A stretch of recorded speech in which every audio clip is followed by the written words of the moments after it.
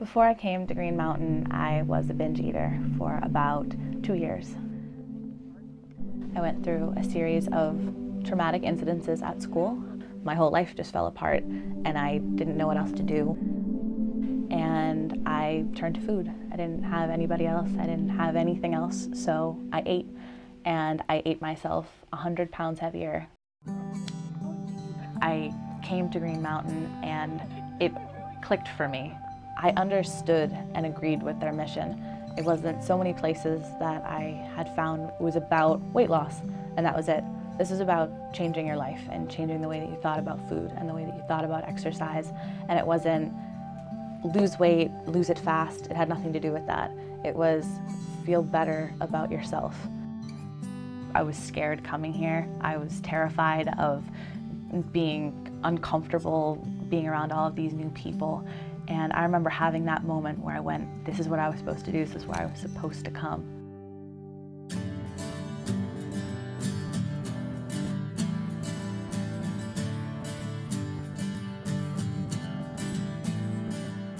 I didn't come here thinking that I'd make the connections that I did at Green Mountain. And when you're around other women who can say, I do the same thing, then you go, okay, I'm not by myself. I don't have to swim these waters alone. There's a safe place that I can come and I can learn about it, and I can learn how to get this out of my life and put positive things back into it. We get these messages about what's okay and not okay. So inside the behavioral cognitive piece at Green Mountain is really working on the stage between your ears. It's the things that you think, it's the feelings that you have, which are often unarticulated, and it's giving you tools and strategies in which to be able to process that while you're here and as you go home to sustain the change. as stress increases, self-care decreases. Oftentimes when women come to Green Mountain, they are using food and mindless eating to disconnect their head from their body. And the process of reconnecting has to do with learning how to intuitively eat and start listening to their messages that are going on inside of them.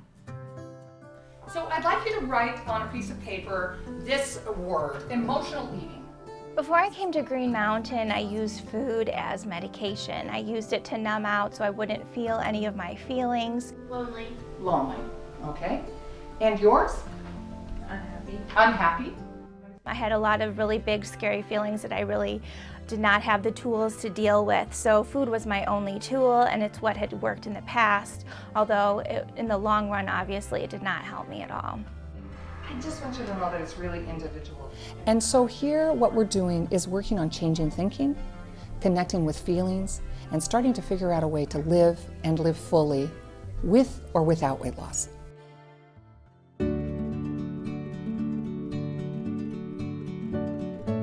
Before coming to Green Mountain, I tried diets.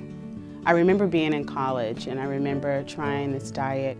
It was cottage cheese and frankfurters. I did Weight Watchers once in college. Bahamian, Slim Safe Bahamian diet, I did that, which were shakes. I would lose weight, but obviously it would come back on and then some. Waiting for hunger as our primary cue to eat. And we're going to look at the difference between a few different types of hunger. So if somebody's talking about being hungry, we're thinking of physical hunger. But there are other things that could potentially send us to food as well. I stayed for 1 week. I ate 3 meals a day. I had snacks. It was wonderful. I wasn't hungry, and I couldn't believe it, you know. And I was working out, and I hadn't done that. I went from zero activity to, you know, working out. Out to the front and up. Out to the front and up. Women can learn to celebrate their bodies here at Green Mountain by finding and meeting really achievable goals. In our fitness department here at Green Mountain, we offer a variety of classes to meet people's needs in terms of their ability, in terms of providing health and fitness benefits, and also to help women connect to the joy of movement. So we have traditional classes in strength training. We have classes that integrate strength training and aerobic exercise.